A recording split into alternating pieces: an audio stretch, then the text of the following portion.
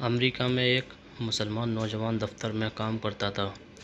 اسی دفتر میں کام کرنے والی ایک امریکن لڑکی سے اس کا تعلق بن گیا اور اس کی محبت اس لڑکی سے اتنی زیادہ بڑھ گئی کہ اس نے محسوس کیا کہ اب میں اس کے بغیر نہیں رہ سکتا۔ لہٰذا اس نے اس کے ماں باپ کو پیغام بھیجا کہ میں آپ کی بیٹی سے شادی کرنا چاہتا ہوں۔ اس کے ماں باپ نے لڑکے سے کہا، ہم اپنی بیٹی کی شادی تم سے کروا تو دیں گے، مگر ہماری ایک شرط ہے کہ ہم عیسائی ہیں اور تم کو بھی اپنا دین چھوڑ کر عیسائی بننا پڑے گا۔ ماں باپ سے تعلق ختم کرنا پڑے گا۔ تم اپنے ملک واپس نہیں جاؤ گے۔ جس سماج میں تم رہتے ہو ان سے تم بالکل بھی نہیں ملو گے۔ اگر تمہیں یہ سب شرطیں منظور ہیں تو ہم اپنی بیٹی کی شادی تم سے کر دیں گے۔ شادی تم سے کر دیں گے۔ وہ لڑکا اپنے جذبات میں اتنا دبا ہوا تھا کہ اللہ کے بندے نے ساری شرطیں قبول کر لی۔ ماں باپ سے رشتہ ختم، عزیزوں سے، قریبی لوگوں سے رشتہ ختم، ملک سے رشتہ ختم اور جس سماج میں رہتا تھا ان سے رشتہ ختم، حتیٰ کہ وہ عیسائی بن کر عیسائیوں کے ماحول میں زندگی گزارنے لگا اور اس نے اس لڑکی سے شادی کر لی۔ جب اس کے مسلم دوستوں کو اس کے بارے میں پتہ چلا تو وہ بڑے پریشان ہوئے۔ کبھی کبھی وہ اس کو تلاش کرنے کی کوشش کرتے، مگر وہ لڑکا اپنے دوستوں سے ملنے سے بھی گھبراتا۔ کبھی کہیں سے کسی کو دیکھ بھی لیتا تو دور سے ہی کترا جاتا۔ لوگ آخر تھک گئے۔ کسی نے کہا کہ اس کے دل پر مہر لگ گئی ہے، تو کسی نے کہا کہ یہ اسلام سے پھر گیا ہے، کسی نے کہا اس نے جہنم خرید لی، کسی نے کہا اس نے بڑا مہنگا سودا کر لیا ہے۔ ہر ایک کی اپنی اپنی باتیں تھیں۔ 3-4 سال اسی حالت میں گزر گئے، یہاں تک کہ دوست احباب سب کی یادداشت سے بھی نکلنے لگا، بھولی بسری چیز بنتا چلا گیا۔ ایک دن امام صاحب نے فجر کی نماز کے لیے جب دروازہ کھولا تو دیکھا کہ ایک نوجوان لڑکا مسجد میں آیا ہے۔ اس نے وضو کیا اور نماز کی صف میں جا کر بیٹھ گیا۔ امام صاحب بڑے حیران ہوئے، ان کے لیے یہ بات بڑی عجیب تھی۔ امام صاحب نے نماز پڑھائی اور اس کے بعد اس لڑکے کو سلام کیا، پھر اس کو لے کر اپنے کمرے میں چلے گئے اور محبت سے پوچھا کہ آج بڑی مدت کے بعد آپ کی زیارت نصیب ہوئی ہے۔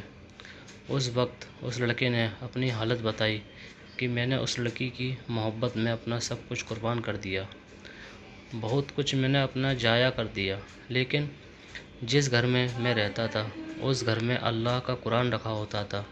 میں جب کبھی آتا جاتا اور اس پر میری نظر پڑتی تو میں اپنے دل میں سوچتا کہ یہ میرے مولا کا کلام ہے، یہ میرے اللہ کا قرآن ہے اور میرے گھر میں موجود ہے۔ میں اپنے نفس کو ملامت کرتا، اعمال تو میرے برے تھے، لیکن دل مجھے کہا کرتا، نہیں، جس کا میں نے کلمہ پڑھا ہے میں اس سے محبت کرتا ہوں، اس کی نشانی میں نے اپنے گھر میں رکھی ہے۔ اسی طرح کئی سال گزر گئے۔ ایک دن میں آیا اور عادت کے مطابق وہاں سے گزرتے ہوئے میں نے اس جگہ پر نظر ڈالی۔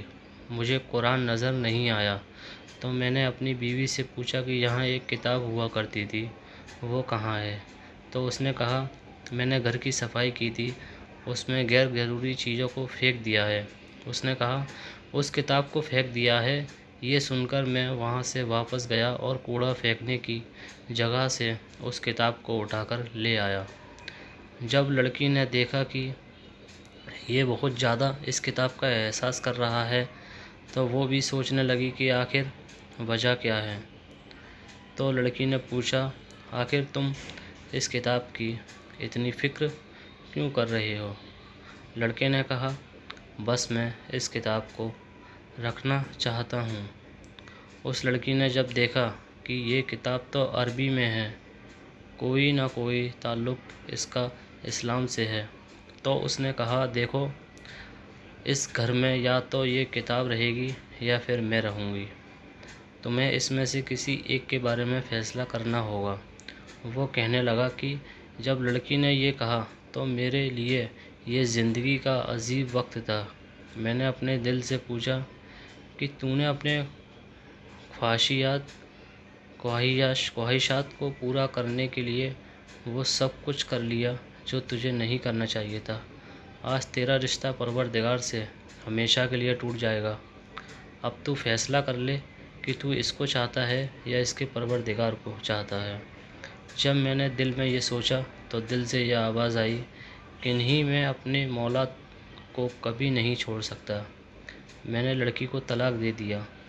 پھر میں نے دوبارہ کلمہ پڑھا اور اب میں ہمیشہ کے لیے پکا مسلمان بن چکا ہوں۔ اللہ کا احسان ہم پر۔ دوستوں، اگر آپ کو ہماری یہ پوسٹ پسند آئی ہو تو برائے مہربانی پوسٹ کو شیئر ضرور کر دیں۔ خدا حافظ۔ اور میرے ویڈیو کو لائک، شیئر، کمنٹ ضرور کریں اور میرے چینل کو سبسکرائب ضرور کریں۔ دوستو، بہت محنت لگتی ہے ویڈیو بنانے میں، اور جتنا ہو سکے ویڈیو کو زیادہ سے زیادہ شیئر کریں اور میرے چینل کو سبسکرائب کریں۔ خدا حافظ۔